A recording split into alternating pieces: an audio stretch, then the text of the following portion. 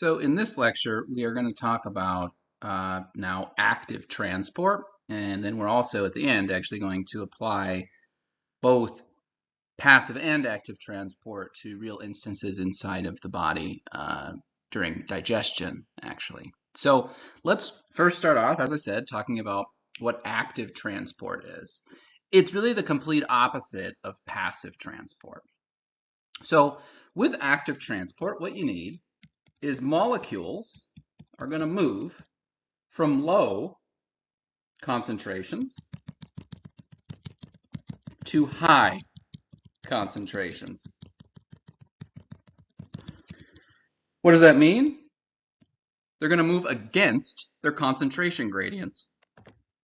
That is the first criteria that you need in order for something to be active transport. Active transport. You need the molecules or the atoms to move from a low to a high concentration. And in order to do this, you're always going to need energy. This is not natural. Okay? So molecules and atoms naturally move from high to low concentrations. They naturally move down their diffusion gradients. If you want to move a molecule against its concentration gradient, meaning from a low concentration to a high concentration, which is what you do in active transport, then you always need energy in order to do it. And we need to talk about where that energy comes from. But anyways, let's just focus on the fact for the moment. Keep in mind that in order for something to be active transport, we're always going to be moving molecules or atoms from low concentrations to high concentrations, and it's going to require energy. Those are the two requirements that we have, and you're always going to see that with the two different types of active transport that we're about to discuss. So the two types of active transport are primary active transport and secondary active transport. And we're going to start off by looking at primary and then secondary. So with primary, what do we do? First of all, this is active transport. So we're going to move a molecule or an atom. In this case, it's going to be atoms, ions, from low concentrations to high concentrations with energy. So let's say this. Sodium, we know, I've talked about this, is higher outside of our cells than it is inside of our cells. But what our cells constantly do is they actually kick the sodium back out. And they kick the sodium back out against its concentration gradient. So what do I mean by that? The cell needs to move sodium from low concentrations to high concentrations. It's going to move sodium from inside of the cell where it's low through the plasma membrane to outside of the cell where the sodium concentration is high. So again, we're moving sodium against its concentration gradient. And we're going to need energy in order to accomplish this. So where does the energy come from? First of all, with active transport, you always need integral proteins. Integral proteins are always a requirement for active transport because something has to consume the energy to kick the molecule or the atom from the low concentration to the high concentration. So what happens here with primary active transport is the energy that's used is ATP. ATP actually comes along to the integral protein, the transport pump, and the transport pump has an enzyme on it that actually hydrolyzes ATP to ADP. And that energy that's released from the hydrolysis of ATP is used to kick the sodium ions from the low concentration inside of the cell to the high concentration outside of the cell. And what you always see with primary active transport is, first of all, it's active transport, but ATP is the energy source. Right? You move a molecule or an atom from a low to a high concentration against its concentration gradient using the energy of ATP in order to do it. Now, what's actually depicted in the diagram is something that we're going to talk about a lot in this class, which is a sodium-potassium pump. Okay, so I'll redraw this over here. Okay, there's the pump again. The way that this pump actually works, it's one of the most important pumps to all the cells in our body. The way that the pump actually works is when it consumes ATP, right? ATP is the energy. It breaks it down to ADP and uses that energy to pump ions from low to high concentrations. It doesn't just pump sodium from a low concentration inside of the cell to a high concentration outside of the cell. It also takes potassium ions and moves them in the opposite direction. So what we know about potassium is low outside of our cells and it's high inside of our cells. And what this sodium potassium pump does is it doesn't just pump sodium out of the cell against its concentration gradient. It pumps potassium into the cell also against its concentration gradient. So it pumps potassium from a low concentration outside of the cell to a high concentration inside of the cell. So again, it's pumping these potassium ions against their concentration gradients. And this is, one of the most common primary active transport pumps in the human body. When it consumes ATP, right? Let's erase this for a second. All right. When it consumes ATP, that's the energy source, breaks it down to ADP. It takes sodium and moves it from a low concentration inside to a high concentration outside, while simultaneously taking potassium from a low concentration outside to a high concentration inside. So it moves both sodium and potassium against their concentration gradients, and it does it simultaneously. And the important thing that this does, and we'll talk about why this is important later on in the semester, and even a little bit today, is it keeps intracellular sodium low and intracellular potassium high. That's a very important thing for all of our cells, and that will make, I think, a lot of sense to you later on in this semester. So now we're going to move on to secondary active transport. In secondary active transport, it's still active transport. So we're going to move, in this case, a molecule from a low concentration to a high concentration utilizing energy, right? We're going to move it against its concentration gradient. But the energy is different in this case, okay? So sometimes in the cells of our body, particularly the cells that line our intestines and the cells that make up the nephrons within our kidneys, what we actually need to do is we need to move glucose from a low concentration outside to a high concentration inside. Most of the time, this is not the case with glucose in the human body. You need context for this to make sense. And obviously, we don't have that right now, so you just have to trust me that some cells in our body, in some circumstances, actually have high glucose inside and low glucose outside, and you actually need to get that glucose into the cell. This happens more than you'd think. So obviously, if we want to move glucose from a low concentration outside of the cell to a high concentration inside of the cell, that's going to be active transport, because we're moving it from low to high, and we need energy in order to do so. Okay, so where does the energy come from? First of all, we're going to need an integral protein, a transport pump, in order to accomplish this. We always do with active transport. Where's the energy coming from?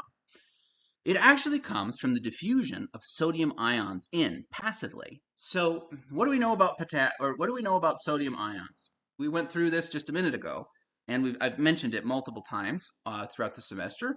Sodium is high outside of our cells, and sodium is low inside of our cells. So sodium always naturally wants to diffuse into our cells, wants to diffuse in kind of passively, right?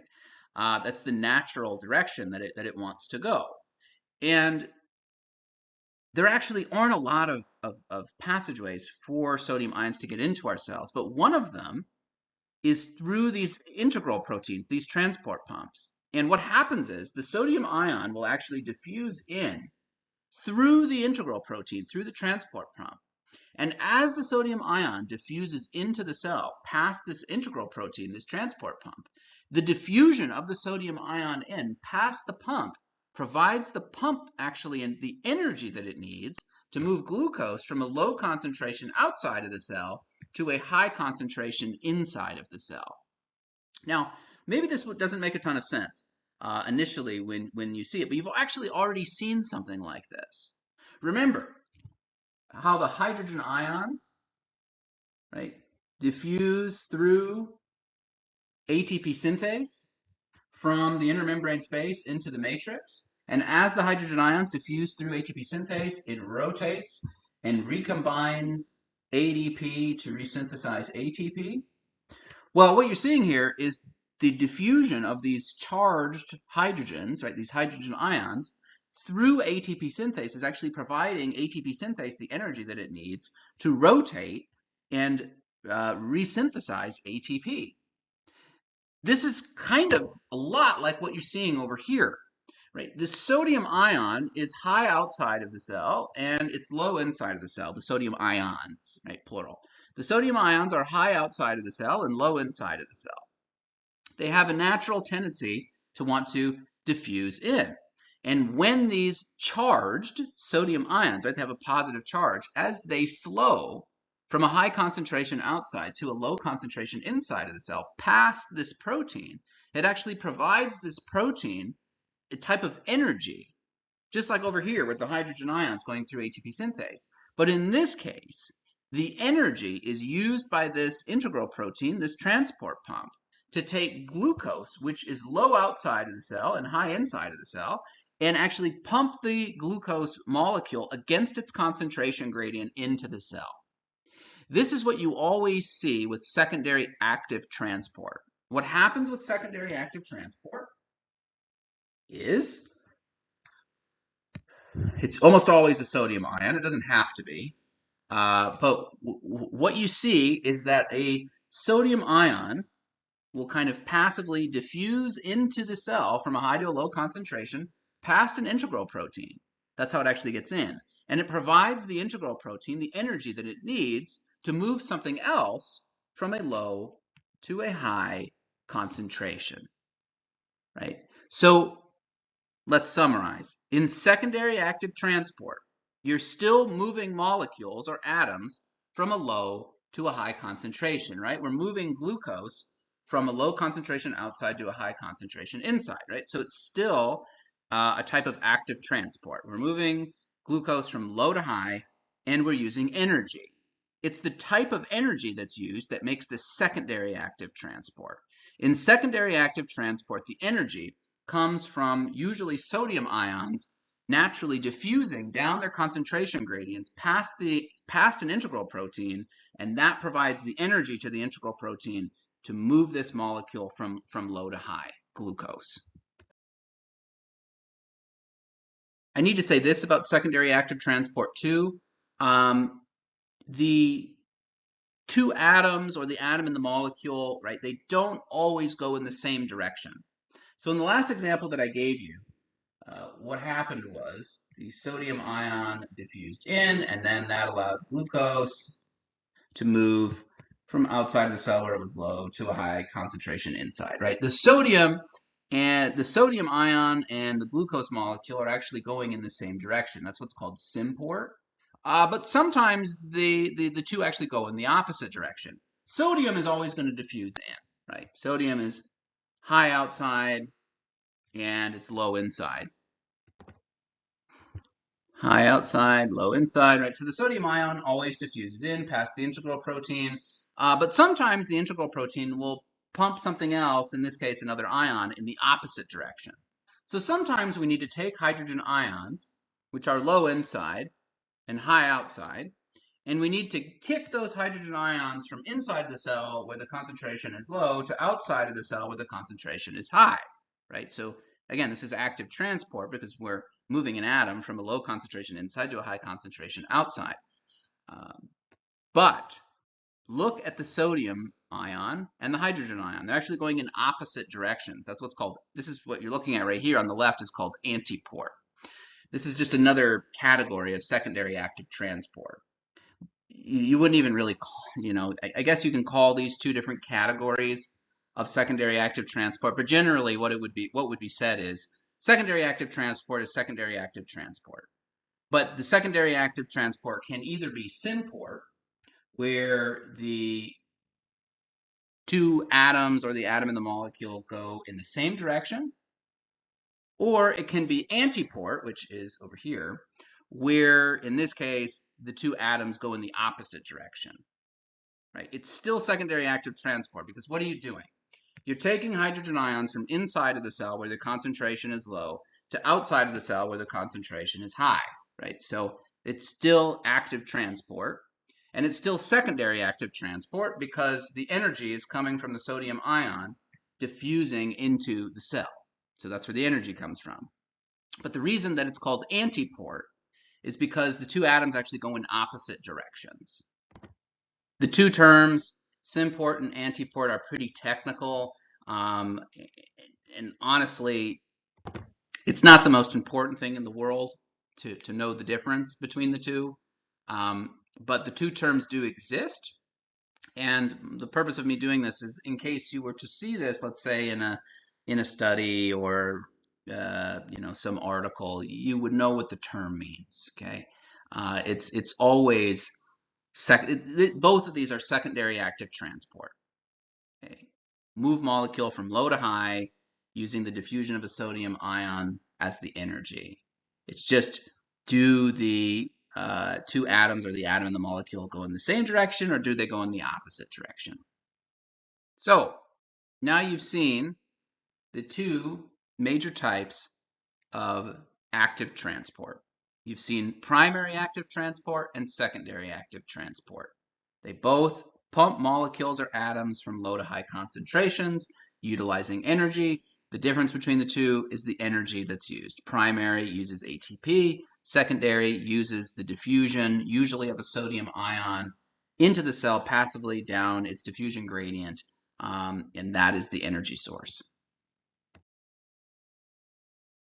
So next we're going to talk about vesicular transport. Some people will call vesicular transport a type of active transport, but if that's true, it's a very, very different type of active transport than the two types that we've just discussed. So when I talk about vesicular transport, I talk about vesicular transport as if it's its own category of transport. So the first category of vesicular transport is what's called endocytosis. I know that this is showing you a very specific type of endocytosis called phagocytosis, but I'm just going to talk about, first of all, what is endocytosis always. So what happens with endocytosis is the plasma membrane of a cell actually invaginates inward. It actually begins to curl inside of the cell itself. And as the plasma membrane invaginates inward, what it does is it encompasses a structure that used to be out in the interstitial fluid. And then as the plasma membrane invaginates inward around this structure that used to be out in the interstitial fluid, it completely closes off around it and forms what's called a vesicle. You can see here that this is what's called a vesicle.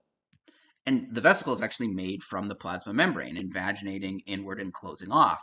And what's inside of the vesicle is this structure that used to be out in the interstitial fluid. So you can see, right, this is a type of cellular transport. We're bringing a structure into the cell or out of the cell, as you're about to see with exocytosis. So it's a type of certainly cellular transport, but it's a very, very different type than anything that we've discussed so far. That's why I like to make it its own category, because I don't think that you can call this in reality either passive or active transport. It's its own thing. Energy is required for this process, but at the same time, there's many things that make it really not active transport at the same time. So this is what you're always going to see with endocytosis. The simplest way of defining endocytosis is bringing, let's just call them molecules. They can be more than molecules. We'll talk about this in a minute. It's bringing structures in from the interstitial fluid via vesicles into the cell. You use vesicles that are formed from the plasma membrane to bring these structures from the interstitial fluid into the cell. That is endocytosis.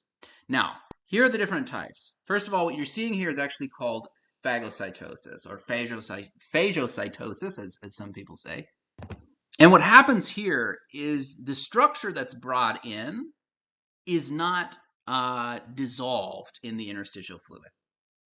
So this could be, for example, a bacteria or a virus or some free-floating piece of debris in the interstitial fluid. Always with phagocytosis, the structure that's brought in through endocytosis is not dissolved in the interstitial fluid. That's where the definition comes from. Pinocytosis is another type of endocytosis, but the structure or structures that are being brought in through these vesicles are dissolved in the interstitial fluid. If these structures within the interstitial fluid are actually dissolved in the interstitial fluid, meaning they wouldn't be visible to the eye, like these could be, this would never happen, but these could be sodium ions, for example. They dissolve in the interstitial fluid. You can't visually see them. If we're bringing sodium ions in through endocytosis, since the sodium ions are actually dissolved in the interstitial fluid, this type of endocytosis would be called pinocytosis. And the last type of endocytosis is what's called receptor-mediated cytosis. This happens a lot with, different forms of actually cholesterol. We haven't really talked about this. We haven't talked about LDL and HDL. We really won't talk about those at all in this course, but they're things that actually transport cholesterol around the human body. And the way that something like LDL, low-density lipoproteins, are actually brought into our cells is through what's called receptor-mediated endocytosis. So you actually have to have a molecule that binds to a receptor, and the binding of that molecule to the receptor then tells the plasma membrane to begin the process of endocytosis and take that structure from the interstitial fluid in through a vesicle. The other two clearly didn't involve receptors at all, right? But with receptor-mediated endocytosis, you actually have to have something bind to receptors on the plasma membrane, which then triggers endocytosis to actually happen. That's the last category of endocytosis. Okay, so now we need to talk about another one, another type of vesicular transport that you're going to see a lot of in this class. This is the last type of vesicular transport that we're going to discuss, and this is what's called exocytosis. It's the opposite of endocytosis. So there's vesicles inside of the cell, okay? And inside of those vesicles, there are molecules or structures or whatever they might be. It's dependent upon the circumstance, okay? In neurons, within what are called the axon terminal boutons or buttons, you'll find vesicles. And the molecules that exist inside of those vesicles are called neurotransmitters. So if this were a neuron, this would be a vesicle, and inside of the vesicle, there are all these, orange or whatever color that is, dots in there. Those would all be neurotransmitters. It could be dopamine or serotonin or acetylcholine, and all across the map, right? Depends upon the neuron. And then what can happen is, depending upon a stimulus, usually an electrical stimulus in the case of a neuron, but it could be something completely different in other cells, what it'll do is it'll actually cause the vesicles to start moving towards the plasma membrane. And then what they do is they actually dock to the plasma membrane through these snare proteins. That would be a much more advanced class, but they dock to the plasma membrane, and then what they actually do is they open up. The vesicle actually opens up to the interstitial fluid, and the molecules within the vesicle actually go out into the interstitial fluid. This is how neurons release neurotransmitters. They actually release neurotransmitters through exocytosis. An electrical impulse comes down a neuron, it's called an action potential. You're going to get that in lots of detail relatively shortly in this course. And that electrical impulse actually tells all of the vesicles, not all of them, but a lot of them, it tells many of the vesicles, let's be accurate, it tells many of the vesicles within the neuron to release their neurotransmitters into the interstitial fluid. And the way that that happens is through exocytosis. Exocytosis is, how do we want to define it, right? It's A cell releasing molecules through vesicles.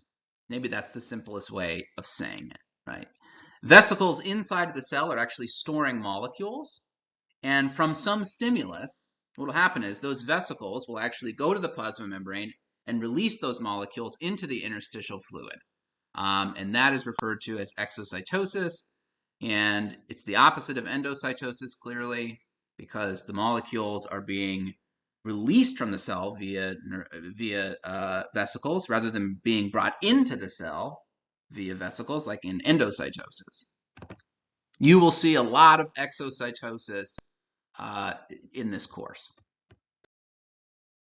So now you've seen the two types of vesicular transport. There's what's called endocytosis, where molecules, or better maybe said structures, because they're not always just molecules, are brought in through vesicles into the cell. And there are different types of endocytosis that I might ask some basic questions about. And then the second type of vesicular transport, the second category, is exocytosis, which is the opposite of endocytosis. Molecules, typically molecules, are brought out of the cell into the interstitial fluid via vesicles. So those are your two types of vesicular transport. So now what we're going to do is try to relate these different types of transport to circumstances that actually occur in the human body. And we're going to do this by looking at how water, glucose, and salt, sodium, is absorbed in your small intestines, which are lined by these epithelial cells. So let's do an incredibly basic anatomy review to get this started. All right, so first of all, let's pretend you're drinking a Gatorade. That seems appropriate for being at UF. You drink a Gatorade. What's in Gatorade? Gatorade is really water, glucose, and electrolytes. So what I'm saying is, if you drink a Gatorade, what you drink is you have water within the Gatorade. There's sugar or glucose, and additionally there's electrolytes, one of them being sodium. Okay, so if you have a Gatorade, water, glucose, and sodium is going to enter into your mouth.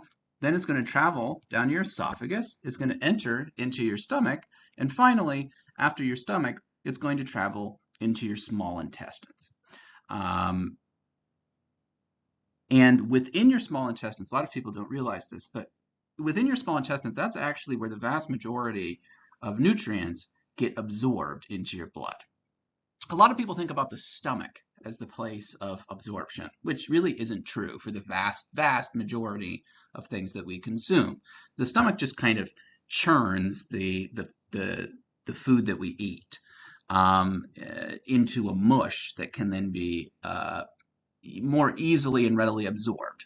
Okay, so we really have to get past the stomach into the small intestines in order for the absorption of nutrients to occur. And by the way, all of this stuff in here is the small intestines. So what we need to do is take a look at the really basic anatomy of the small intestines, because what we're going to see is how, like I said, water, sodium, and glucose is absorbed past the small intestinal wall and into the blood. And by doing that, you actually look at how these molecules and ions actually get absorbed past cells. And that's going to involve different types of transport. So this is what the small intestines looks like, a drawing of it at least, right? It's a hollow tube. And the hollow opening in the center is called the lumen. Okay, so what travels through the lumen is the water, sodium, and glucose, right? So we have H2O, water in here, we have sodium ions, and we also have glucose. I'll just put a big G there, right? And it's all traveling through the small intestines. And what you'll notice is what lines the small intestines are blood vessels. Okay? So what we need to do is we need to get the water, the sodium, and the glucose past the wall of the small intestines And if we can get that water, sodium, and glucose past the wall of the small intestines, then it can enter into those blood vessels, right? Because the blood vessels lie kind of deep to the wall, right? We've got to get the sodium, glucose, and water past the wall. And if it gets past the wall, then it can enter into the bloodstream. And then you have water, sodium, and glucose in your blood, which are all things that your body needs in order to survive. So we have to look a little bit more closely at the wall of the small intestines, because if you can understand what the wall looks like what it's made up of, which is these things called epithelial cells, then you can understand how and why the molecules get past that wall, meaning the molecules being sodium, water, and glucose. So this is another image of the small intestinal wall, but it's obviously a lot more detailed than the last one. The wall is organized. This is not an anatomy lesson, by the way, but I can't show you this picture without giving you a small amount of detail. The wall is organized into these things called villi. They look like finger-like projections. Okay. What the villi do is they increase the surface area, meaning that there's more area that the nutrients can actually get absorbed. That's not the important part. The important part is those villi are lined with epithelial cells, which we're about to take a look at. And what we need to do is we need to get the nutrients, again, glucose, water, sodium. We need to get these nutrients past the villi, which really means the villi are lined with epithelial cells. So we need to get these nutrients past the cells that line the villi. And then once sodium, water, and glucose get past the epithelial cells that make up and line the villi, then they can enter into the bloodstream, right? Because you can see these blood vessels here. So once you can get these nutrients past the epithelial cells that line these villi, you can finally get these nutrients into the bloodstream, all right? And now in the next image, the reason I did all of this is because your textbook doesn't actually show all these things.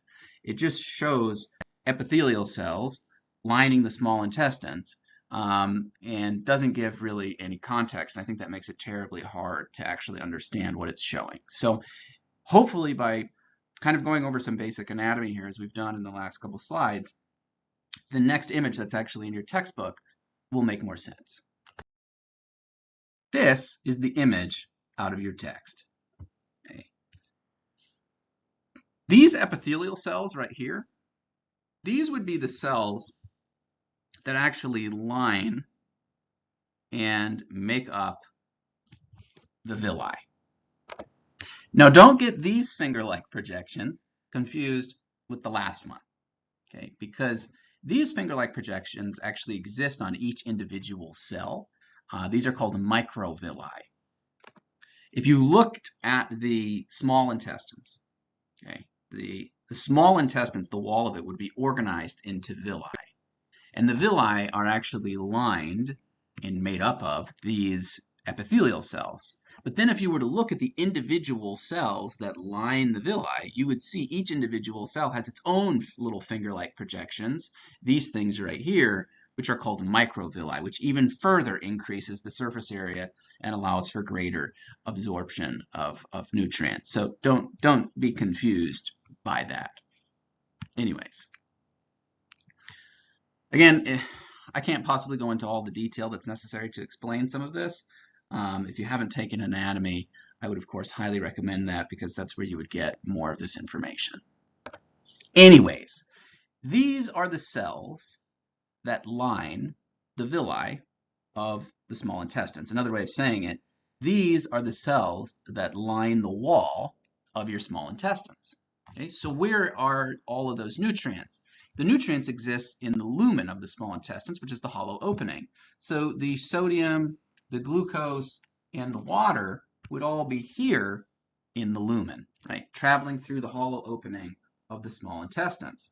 And what you need to do is you need to get that sodium, that glucose, and that water past the wall of the small intestines. And what lines the wall of the small intestines?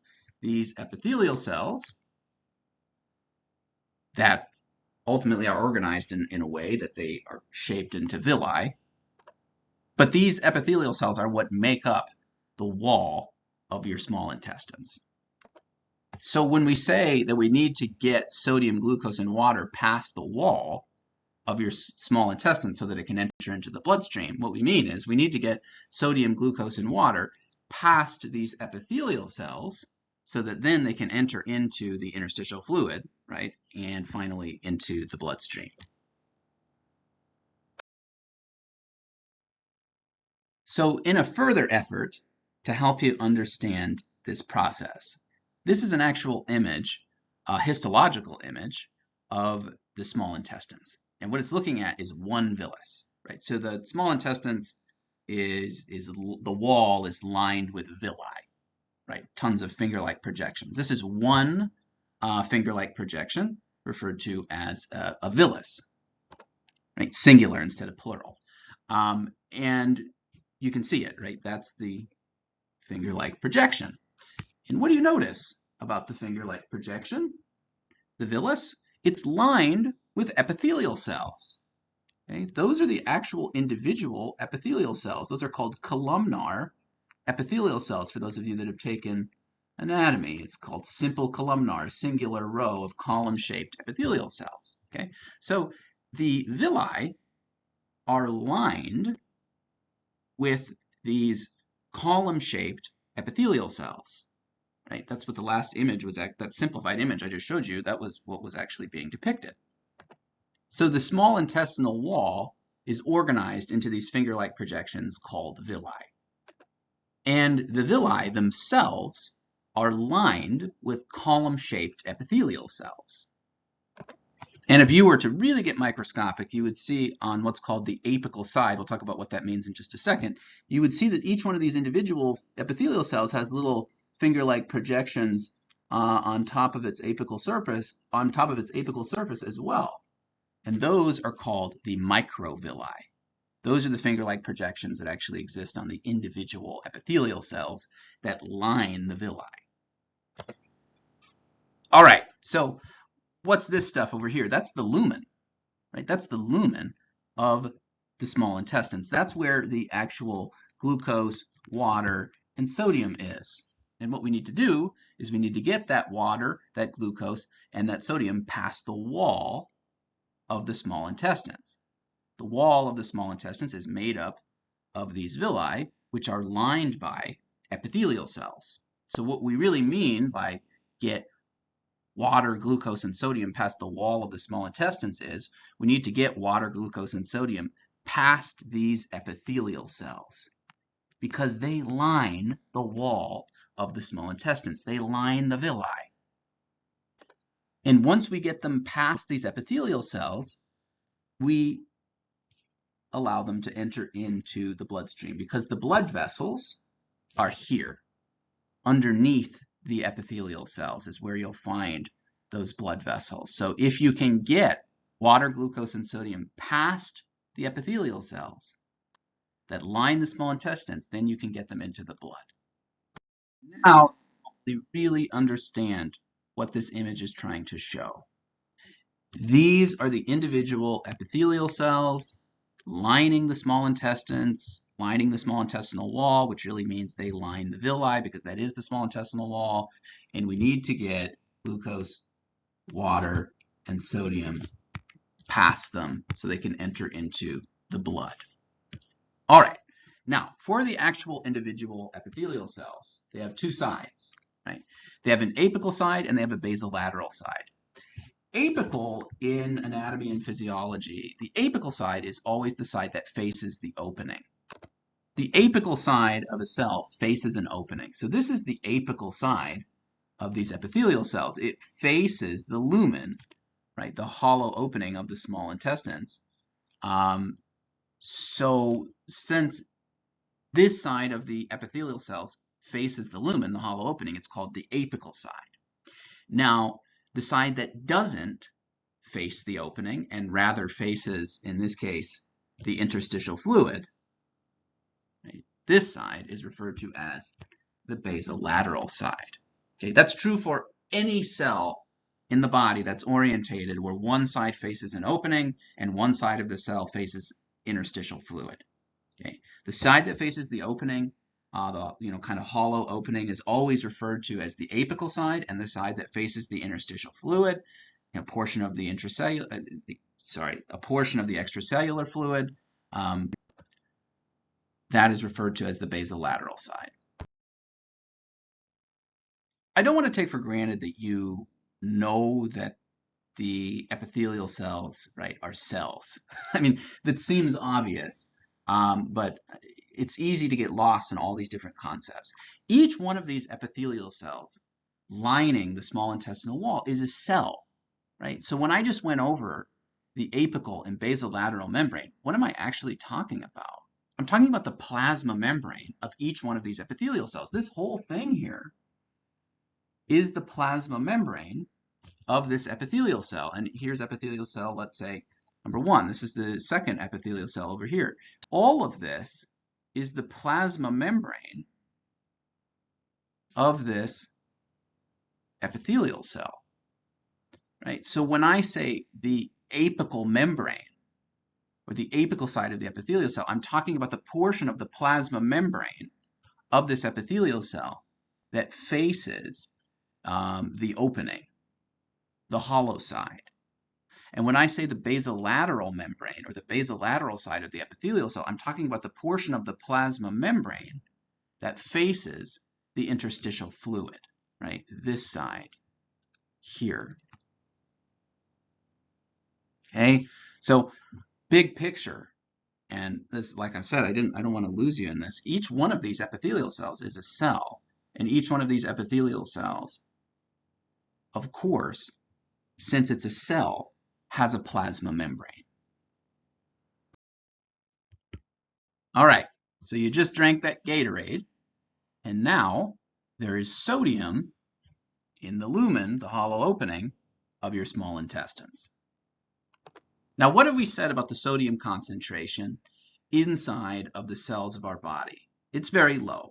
So the intracellular sodium concentration inside of these epithelial cells, we can be certain, is quite low. It's always low. Any cell in the human body works very hard to ensure that the sodium concentrations inside of it stay quite low. Okay, so after you drink this Gatorade, what do we know? Sodium concentrations in the lumen are definitely going to be greater than sodium concentrations inside of the epithelial cells lining your small intestines. All right, so first things first. We need to get that sodium first past the apical side of the epithelial cell and into the epithelial cell. And in order to do that, we need to move sodium from a high concentration within the lumen to a low concentration inside of the epithelial cell. Okay? So sodium is going to move from high to low. That should immediately tell you, what broader category of transport must this be? This has to be passive transport, because we're going to move an ion from a high concentration to a low concentration. We're going to move it from the lumen, where the concentration is high, into the epithelial cell, lining the small intestinal wall, where the concentration is low. We're not going to need any energy to do this. And then the question is, what type of transport does the epithelial cell use to get sodium past the apical membrane and into the epithelial cell? So please realize what we're actually saying here is, how are we going to get sodium past the plasma membrane of this epithelial cell and into the epithelial cell, right? And specifically, we're talking about the portion of the plasma membrane that is facing an opening called the apical side of the plasma membrane. And to figure out how we're going to get sodium past the plasma membrane and into the epithelial cell, you have to think through this, right? Sodium, we know, is high. Sodium, we know, is high in the lumen, and it's low in the epithelial cell, right? So sodium is going to move from high to low to get into the epithelial cell. No energy is going to be required, so this is a type of passive transport. And then the question becomes, well, what type of passive transport? And the answer is diffusion through channels. There are sodium pores that are embedded all throughout the plasma membrane of the epithelial cell that faces the opening, right? So another way of saying that is these sodium pores exist in the apical side or the apical membrane of the epithelial cell. These serve as passageways for sodium to enter, and that's exactly what it does. It enters in through these pores, and that allows the sodium to actually get into the epithelial cells. Now you might ask, why doesn't sodium enter in through another way? Why not through like, simple diffusion?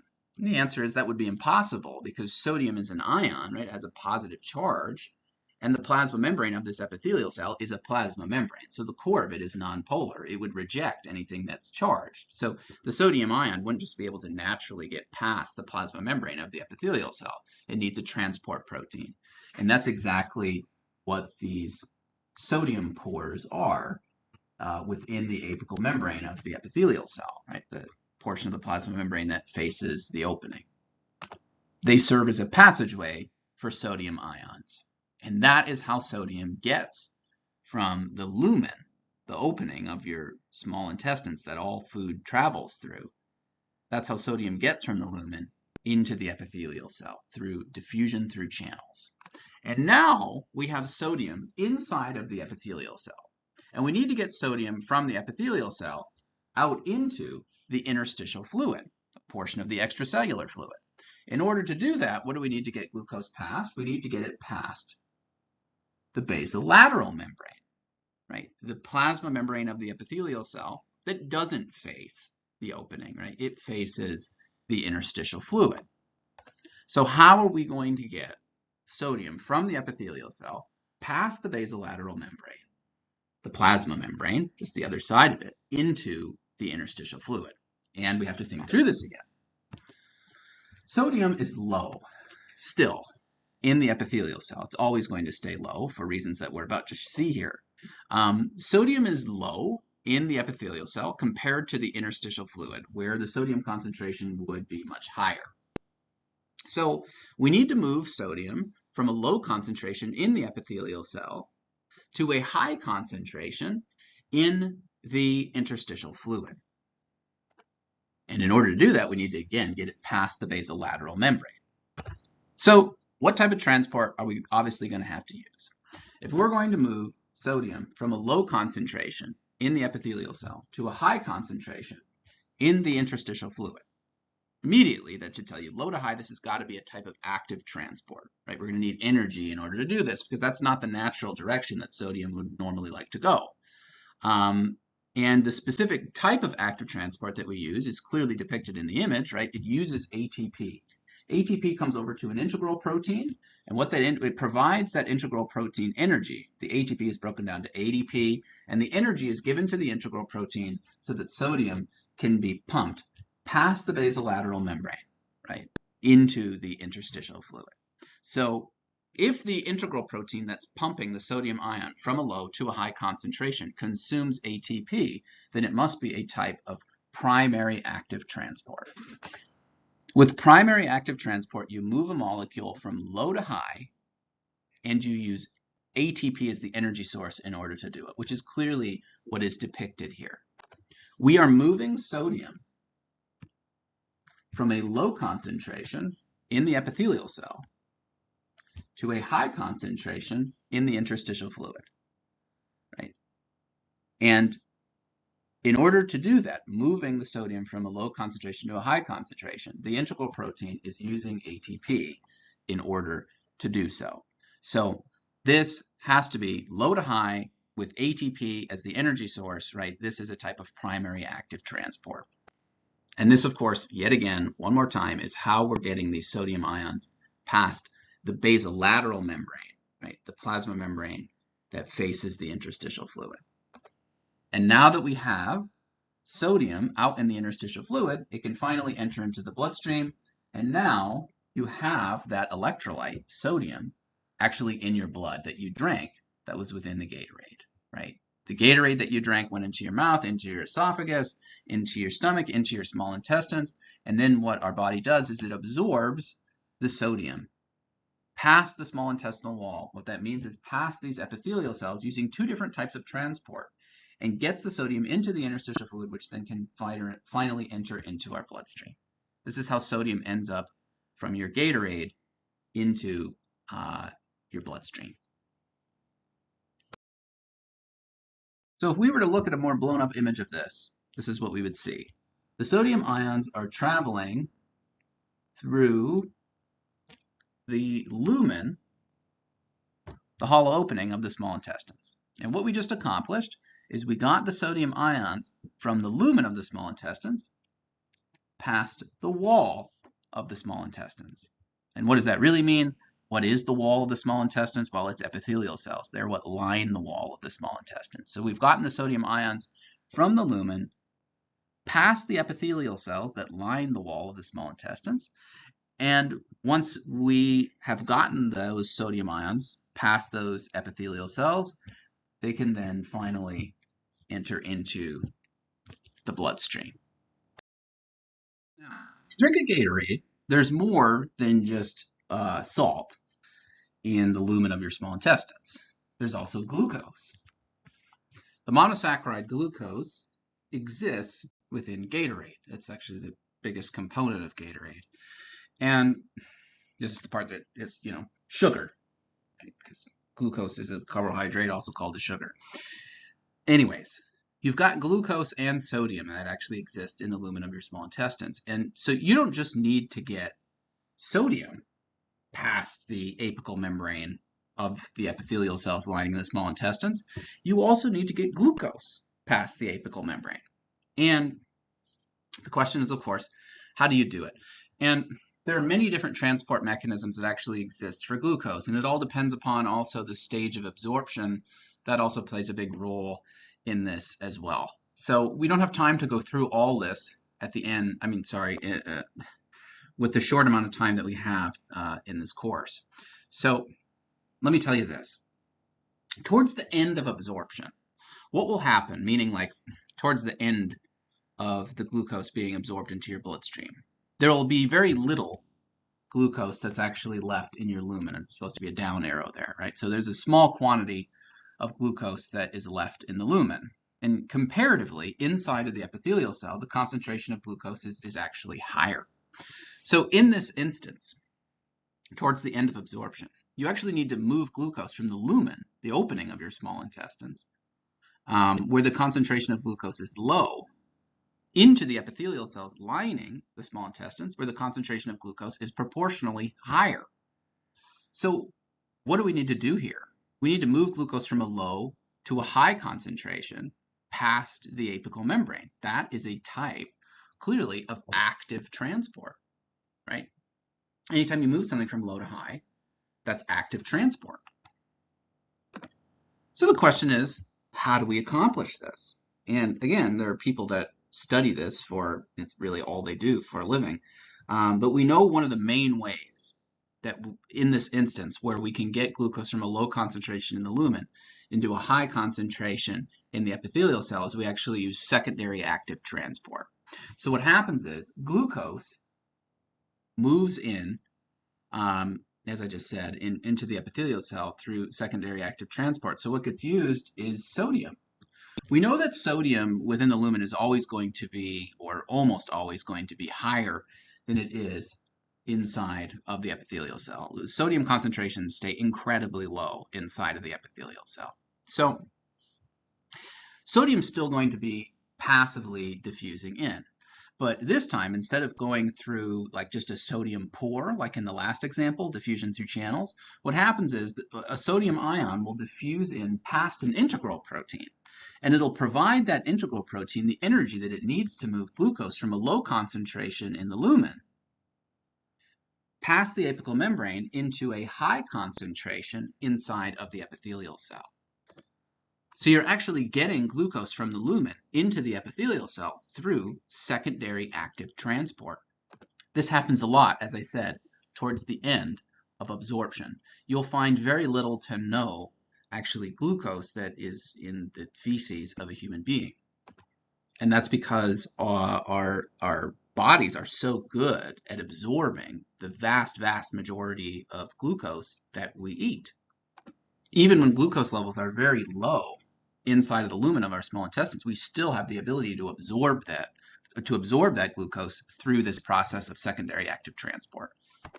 So that's clearly not the end of the story here. Now we have glucose inside of the epithelial cell, and we need to get it out into the interstitial fluid. So glucose concentrations in the interstitial fluid are always quite low because the glucose that enters into the interstitial fluid is always being taken away by the bloodstream, ultimately to be carried to your liver and then released back out into the regular bloodstream or circulation so that it can be brought to your muscle cells, fat cells, etc. So my point is, when glucose ends up in the interstitial fluid, past the epithelial cell lining the small intestines, it's always taken away right away. So the concentrations of glucose in the interstitial fluid are always very, very low. All right, so you've got this glucose from the lumen into the epithelial cell. Now, if we compare the concentration of glucose in the epithelial cell to the concentration of glucose in the interstitial fluid, it's going to be higher in the epithelial cell than it is within the interstitial fluid, where it's always quite low. So now what do you need to do? You need to get glucose from the epithelial cell past the basolateral membrane into the interstitial fluid.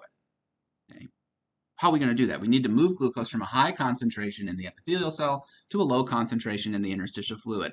That should immediately tell you that this is going to be a type of passive transport because we're going from high to low. All right. But what specific type of transport do we use here? And the answer is, what specific type of passive transport do we use here? And the answer is that we use facilitated diffusion. There are what are called GLUT proteins that exist in the basolateral membrane. And these are proteins that function through facilitated diffusion, meaning they're open on one side and then they close off to that side and open up on the other. And these GLUT proteins, actually stands for glucose transporters, are obviously specific to glucose. And they work through passive transport. Right? They allow molecules to go from high to low without any energy utilization. Again, basically the same thing as diffusion through channels. Some people actually call it the same thing, but I would argue, and so does your textbook, that it's a little bit different than diffusion through channels because the orientation of the integral protein, the transport protein, is always changing.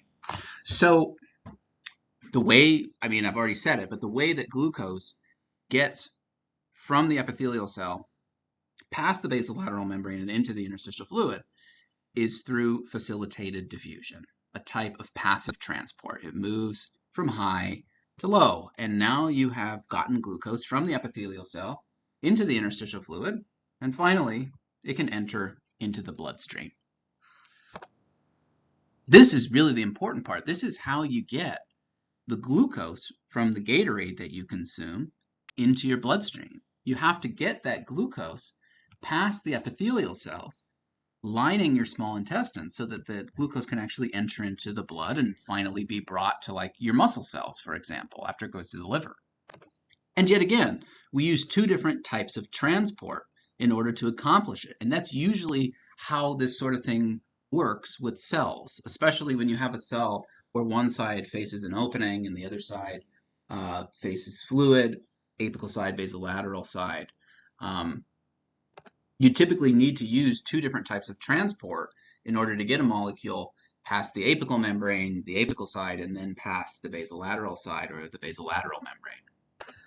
And let's just quickly state here, the sodium that comes in gets kicked out yet again. The sodium moves from the epithelial cell out into the interstitial fluid through primary active transport, right? Because sodium is always going to be low, very low in the interstitial fluid. It's always going to be low, very low inside of the cell. Sorry about that. Sodium, we know, is always low inside of our cells. And it's high in the interstitial fluid, which is what I was trying to say, proportionally Sodium is still going to be much lower in the cell than it is within the interstitial fluid. So if we want to get sodium past the basolateral membrane, we need to move it from a low concentration in the cell to a high concentration in the interstitial fluid, and thus we're going to need some type of active transport. And you can see that ATP is the energy source for kicking sodium out or past the basolateral membrane into the interstitial fluid. And this ensures that sodium levels stay incredibly low inside of the epithelial cell, which will keep letting sodium ions diffuse in and ensure that through secondary active transport, all that glucose from the lumen gets brought in. So back to this more blown up large scale image. This is how we get both sodium and glucose from the lumen past our small intestinal wall, which is really epithelial cells, and into the bloodstream. So what's the other thing that's in Gatorade? It's mostly water. Gatorade's mostly made up of water. So what's the other thing that we need to do? We need to absorb the water. We need to get the water from the lumen past the epithelial cells and into the bloodstream. That's what most people think about with Gatorade, right? They think that they're drinking Gatorade to become hydrated, which is partly true. But, you know, water has existed for a long time before Gatorade did. The real science behind Gatorade is the glucose, the sugar, the carbohydrate within it. The idea is to keep the carbohydrate sufficient in our body, the levels of it, because we know that that's the macronutrient source that's actually used doing very high intensity exercise, right, to meet high ATP demands. That's really what Gatorade is for. But nonetheless, when we drink Gatorade, you know, part of it is to ensure that we stay hydrated. So we need to also absorb that water.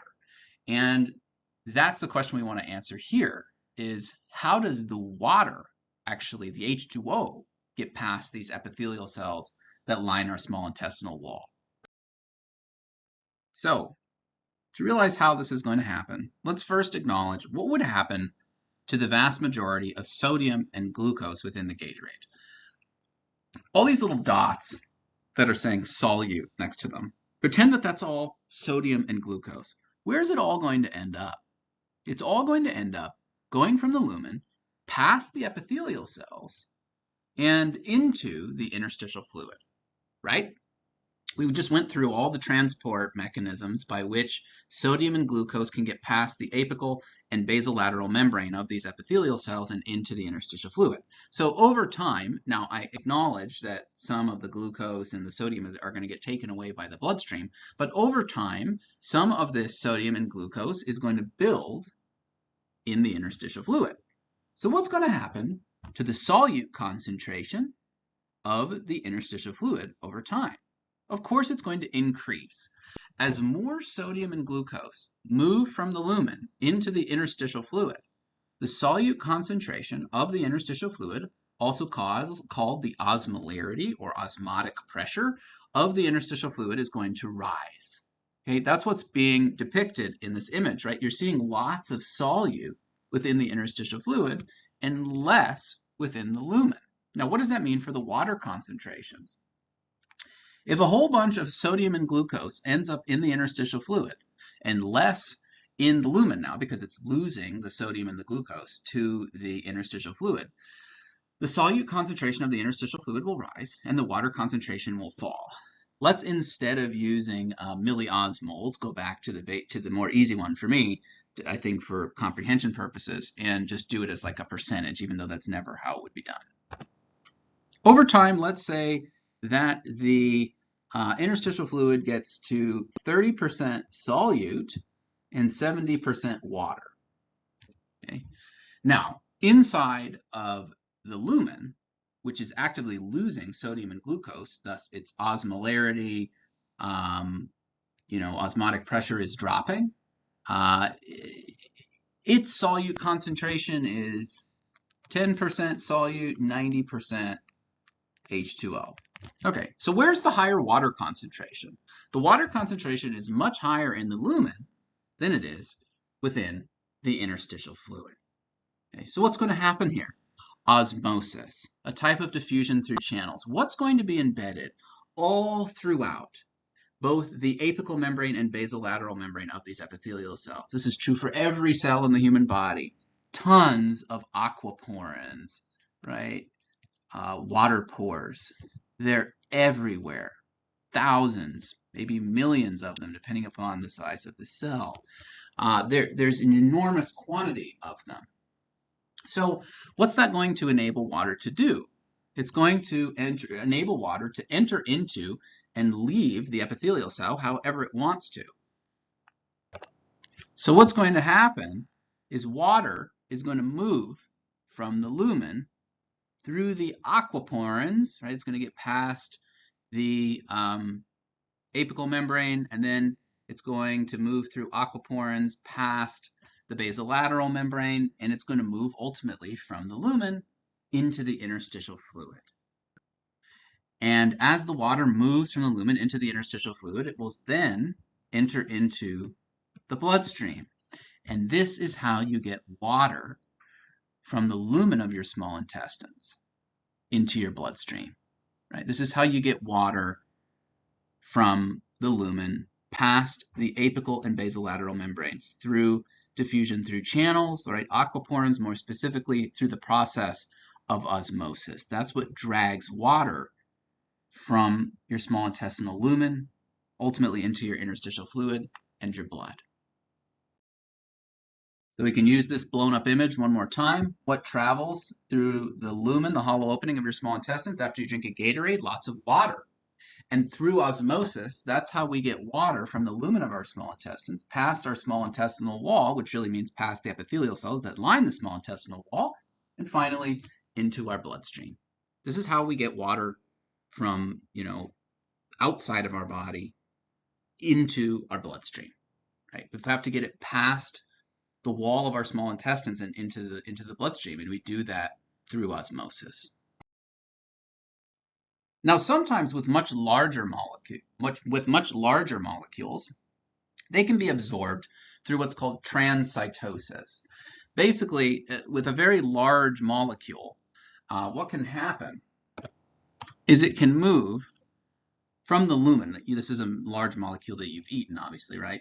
It can move from the lumen of the small intestines, the hollow opening, and saying past the apical membrane is not entirely accurate, but it gets brought into the epithelial cell through endocytosis, right? The apical membrane brings this large molecule into the epithelial cell through endocytosis, and then it gets released on the other side, meaning out of the basolateral membrane, through exocytosis.